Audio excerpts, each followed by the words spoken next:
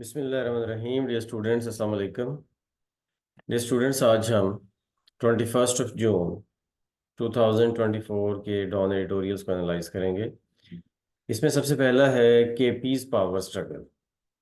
Khyber Pakhtunkhwa government और इस्लामाबाद यानी कि फेडरल गवर्नमेंट के दरमियान में पिछले कुछ अरसे से लोड शेडिंग के हवाले से बड़ी एक हॉट किस्म की जो है ना वो स्टेटमेंट्स का तबादला चल रहा है। और केपी का के जो गवर्नर केपी के जो प्राइम सॉरी चीफ मिनिस्टर हैं, केपी के जो चीफ मिनिस्टर हैं अली अमीन गंडापुर, जो पीटीआई से जिनका ताल्लुक है, वो इस हवाले से बड़े प्रोएक्टिव हैं। वो इस हवाले से बड़े ही मतलब प्रो पीपल हैं। और वो कहते हैं कि ये जो अपना बहुत ज़्यादा लोड शेडिंग हो रही है केपी में, इसको ख़त्म किया जाए, इसको बंद किया जाए और एक रूटीन की लोड शेडिंग की जाए। और ये उनकी डिमांड कुछ ऐसी प्रॉब्लम भी नहीं है, क्योंकि 12 घंटे, वो कहते हैं कि 12 घंटे से एक्सीड ना करे किसी भी एरिया में लोड शेडिंग। लेकिन ज़रा गौर करें कि केपी के कुछ एरियाज में 12 घंटे से भी ज़्यादा की लोड शेडिंग हो रही है। अच्छा, अब दूसरी साइड पे फैक्ट ये है कि PESCO, Peshawar electric supply company, PESCO, ये वो कंपनी है जो कि लोगों को इलेक्ट्रिसिटी प्रोवाइड करती है। इस कंपनी के लॉसेस जो हैं, लाइन लॉसेस जिनको कहते हैं, यानी कि जहाँ पे बिजली चोरी बहुत ज़्यादा है, ये कंपनी उन कंपनीज में सरे फहरिस्त है जहाँ पे बिजली चोरी बहुत ज़्यादा है। अब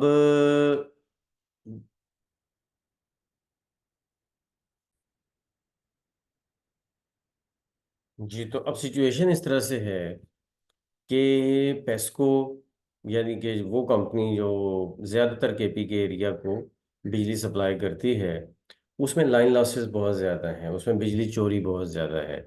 अच्छा, अब बिजली चोरी ज़्यादा है तो आम तौर पर जो कंपनीज जिन एरियाज में, जिन फीडर्स के ऊपर बिजली चोरी ज़्यादा होती है, उन पे ज़्यादा लोड शेडिंग करते हैं ताकि लोग ज़्यादा जो है ना वो बिल पे करने की तरफ आए। लेकिन उससे नुकसान क्या होता है कि वो लोग, अब जाहिर है बिजली चोर तो मेजॉरिटी तो नहीं होती ना इलाके में, लेकिन होते कम हैं, लेकिन वो ऐसे होते हैं कि जो अंधाधुंध चोरी कर रहे होते हैं। तो उसकी उसकी वजह से फिर नुकसान ये होता है कि ऐसे लोग जो कि लीगल वे में, प्रॉपर एक रिस्पॉन्सिबल वे में जो बिल पे कर रहे होते हैं, उनका भी नुकसान होता है और उन एरियाज में लोड शेडिंग ज़्यादा होती है। तो वो बिल पे करने के बावजूद इतनी हैवी लोड शेडिंग का सामना कर रहे होते हैं। और दूसरे लोग तो जो है विदाउट पेइंग बिल्स और बिजली चोरी करके ही, जाहिर है कि वो तो अपना सिस्टम चला रहे होते हैं। तो ऐसे लोगों की फिर डिस्करेजमेंट होती है। जो लोग बिल भी पे कर रहे होते हैं और हैवी लोड शेडिंग का भी सामना कर रहे होते हैं, फिर वो डिस्करेज होके फिर वो भी तरीके ढूंढते हैं कि हम भी फिर किसी तरह बिजली चोरी ही के चक्कर में जाएं और बिजली चोरी ही करें, क्योंकि ये सूरत हाल। तो इस तरह से ओवरऑल एक कल्चर बनता है और एक अजीब सा विशियस सर्कल ये बन जाता है। और एक एवरेज ये बताई गई है कि लाइन लॉसेस पेस्को में इतने ज़्यादा हैं कि वो 60% तक चले जाते हैं। 60% तक चले जाते हैं, दूसरे लफ्ज़ों में कि बहुत सारे एरियाज में लोग 10 रुपए की बिजली कंज्यूम करके 4 रुपए बिल पे करते हैं। तो इसका मतलब 6 रुपए घाटे में जाता है। ये सारा एक एवरेज बताई गई है। अच्छा, अब इस सारी बात को इस सारी बात को जहन में रखते हुए जो अली अमीन गंडापुर हैं, चीफ मिनिस्टर हैं, उन्होंने फिर अपनी अपनी एक पीपल अप्रोच शुरू कर दी और उन्होंने लोगों के साथ मिलके और अपने एमपीएस को कहा और लोगों के साथ मिलके वो ग्रिड स्टेशंस में घुस जाते हैं। और उन्होंने वहाँ पे ज़बरदस्ती जो है वो फीडर्स के स्विच ऑन कर दिए और बिजली बहाल कर दी। ये सब कुछ वो कर रहे हैं। तो ये प्रो पीपल तो ज़रूर है, लेकिन ये कभी भी रिस्पॉन्सिबल बिहेवियर नहीं समझा जा सकता और ये काउंटर प्रोडक्टिव होगा। इसका कोई फायदा नहीं होगा, उल्टा नुकसान हो सकता है। अच्छा, अब इस हवाले से अगर आगे चलते हैं तो अली अमीन गंडापुर ने कई दफ़ा सेंटर को ऑफर की है, फेडरल गवर्नमेंट को ये ऑफर की है कि आप जो भी सूबे के आपके ज़िम्मे पैसे बनते हैं, फेडरल गवर्नमेंट के ज़िम्मे, आप उसमें से बिजली के पैसे काट लें और एक जो एक प्रॉपर जो एक लोड शेडिंग वाला सिस्टम है उसके ऊपर ले आए चीज़ों को। सेंटर वो भी नहीं करता, क्योंकि उसके पास वो इतने पैसे ही नहीं हैं कि वो एक तरफ से काट के दूसरी तरफ डाले। वो तो पहले ही सूबों के पैसे सेंटर ने देने हैं, तो मसाइल ख़राब है। इस तरह करके ये सारे मामलात हैं। अब देखें कि ये चीज़ कहाँ तक पहुँचती है। दोनों में से कोई भी पार्टी बहुत गलत नहीं है, लेकिन ज़ाहिर है इस मसले का हल निकालने के लिए तो एक बहुत रिस्पॉन्सिबल अप्रोच चाहिए होगी दोनों तरफ से। तो वो देखें किधर बात जाती है। इम्पेडिमेंट का मतलब रुकावट है, नाउन के तौर पर यूज़ होता है, आप इसको ज़रूर यूज़ करें। डिलिंक्वेंसी का मतलब होता है कोई भी बुरा काम, बादा माली लिखा हुआ है, मतलब कोई भी बुरा काम। काउंटर प्रोडक्टिव का मतलब होता है बेनतीजा, लेकिन बेनतीजा का साथ साथ ये है कि समटाइम उल्टा नतीजा भी इसका निकल सकता है। और इसके बाद कंडोन एक अच्छा वर्ब है जिसको आप यूज़ कर सकते हैं, मुआफ करना। सेकंड एडिटोरियल है जी जर्नलिस्ट मर्डर। जर्नलिस्ट मर्डर ये बेसिकली लंडी कोतल में खलील जिब्रान, जो कि खैबर डिस्ट्रिक्ट के एरिया के जर्नलिस्ट हैं, उनको ट्यूसडे को उनको मार मार दिया गया, उनको मर्डर कर दिया गया। और लोगों को जो है अच्छा, और लोगों को टेरराइज किया गया। वो गाड़ी में जा रहे थे, उनको गाड़ी से निकाल कर उनके ऊपर गोलियों की बारिश कर दी गई और उनको मौके पे ही मार दिया गया। ये पाकिस्तान में 1992 से लेकर अब तक सीजेपी के मुताबिक, CPJ ये एक इदारा है जो कि जर्नलिस्ट की सिक्योरिटी के लिए काम करता है। कमेटी टू प्रोटेक्ट जर्नलिस्ट, इनके मुताबिक ये 1992 से लेकर अब तक अपनी पेशा वराना जिम्मेदारियों के दौरान हलाक होने वाले 64 जर्नलिस्ट हैं, जिनमें से एक हैं ये 64। और अगर थोड़ा सा और इस बात को फैला लिया जाए कि पेशा वराना जिम्मेदारियों के अलावा जर्नलिस्ट को मारा गया, तो वो 100 तक बात चली जाती है। और ये एक बहुत हैवी नंबर है जिसके बारे में इकदामात होने चाहिए।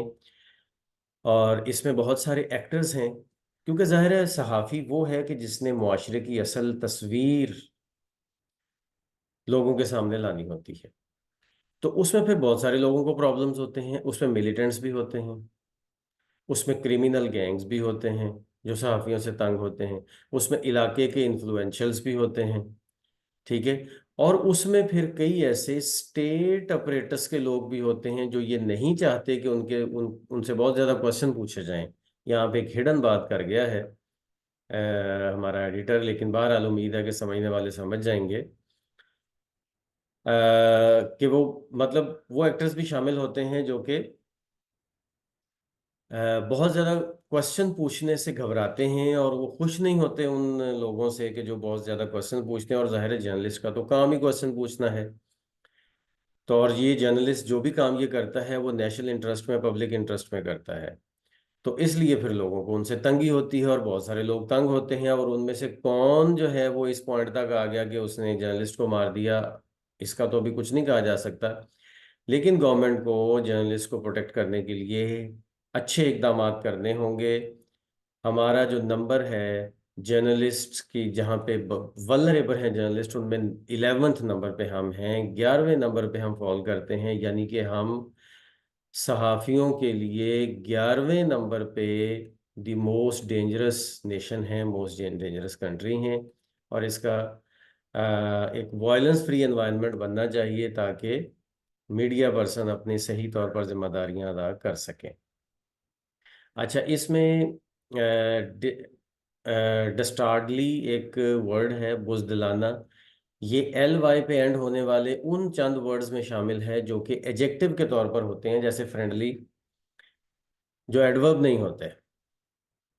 अच्छा, इसके बाद है जी फ्रेटर्निटी। फ्रेटर्निटी का मतलब होता है ग्रुप या फिरका। फिर उसके बाद है जी सब्सटेंटिव। सब्सटेंटिव का मतलब होता है असली या बुनियादी।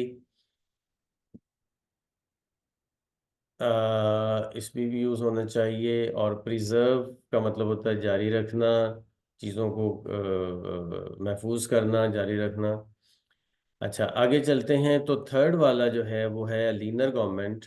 लीनर गवर्नमेंट का मतलब है, और साथ क्वेश्चन भी ऐड कर दिया, कमज़ोर हुकूमत, ये है इसका मतलब।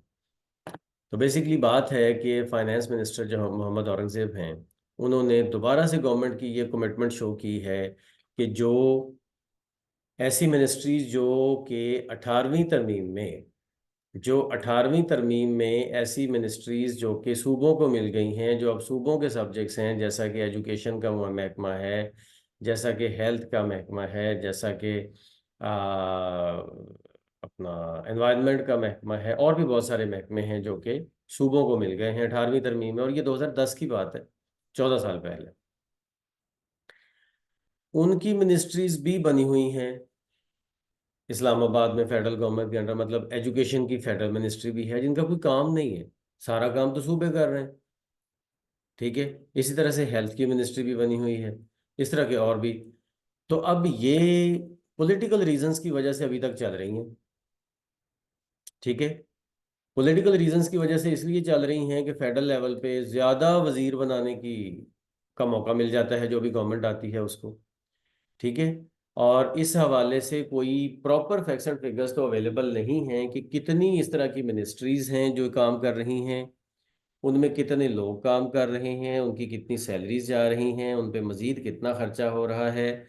लेकिन बिलावल भुट्टो जरदारी ने ये अपनी एक स्पीच में रिसेंटली कहा है कि 17 मिनिस्ट्रीज हैं।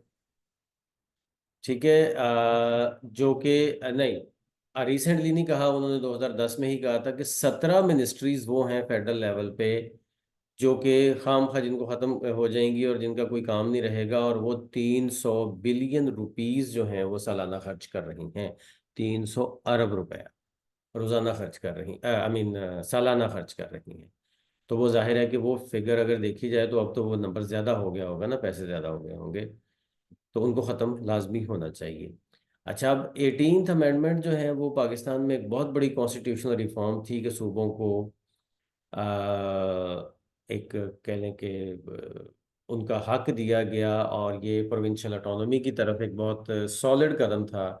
लेकिन इसके ऊपर पूरी तरह से आज तक भी अमल नहीं हुआ इस तरह। और ये वाज़ेह सबूत है इस चीज़ का कि जो मिनिस्ट्रीज अब तक भी फेडरल लेवल पे मौजूद हैं, तो इसका मतलब ये है कि फेडरल लेवल वाले भी वो कहीं ना कहीं अपने आप को रेलेवेंट रखना चाह रहे हैं इस सारे माहौल में।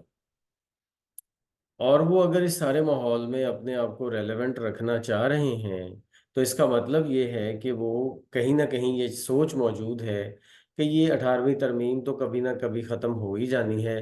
तो इसलिए इन मिनिस्ट्रीज़ को चलता रहना चाहिए। ठीक है। मतलब वो लोग, वो जो समझ रहे हैं पावर सर्कल्स के अंदर, वो लोग जो ये सोच रखते हैं कि किसी न किसी दिन हम इस पॉइंट तक ले आएंगे चीज़ों को कि ये प्रोविंशियल ऑटोनॉमी वाली बातें ख़त्म हो जाएंगी और फिर से दोबारा वो 18वीं तरमीम जो है वो ख़त्म हो जाएगी। तो वो इस चीज़ के पीछे हैं। एक तो वो लोग इस चीज़ के पीछे हैं कि मिनिस्ट्रीज चलती रहें, और दूसरे पॉलिटिकल पार्टीज भी जो गवर्नमेंट में आती हैं वो इसलिए वो इसको कायम रखती हैं कि लोगों को नवाजने का एक जरिया बना हुआ है तो वो चलता रहे। लेकिन कौमी खजाने पे ये जाहिर है कि एक बहुत बड़ा बोझ है जो कि हटना चाहिए। रीइटरेट का मतलब होता है दोहराना। ठीक है। फिर उसके बाद लैंडमार्क का मतलब कोई भी संगे मील जो अहम अचीवमेंट होती है वो, इनको ज़रूर आपको यूज़ करना चाहिए।